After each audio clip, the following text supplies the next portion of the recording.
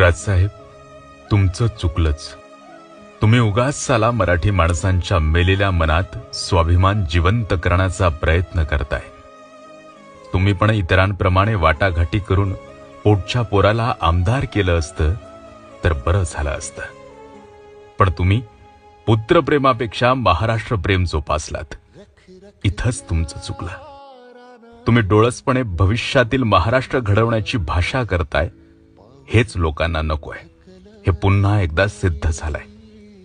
उद्या हीच मंडळी शिवतीर्थावर समस्येची यादी घेऊन उभे राहतील आणि तुम्हीही सारं विसरून सढळ हाताने मदत करायला उभे असता. इथंच तुमचं चुकतं. फार बोलत नाही, पण मी मराठी माणूस आणि एक कलाकार म्हणून माझी भावना मांडतोय.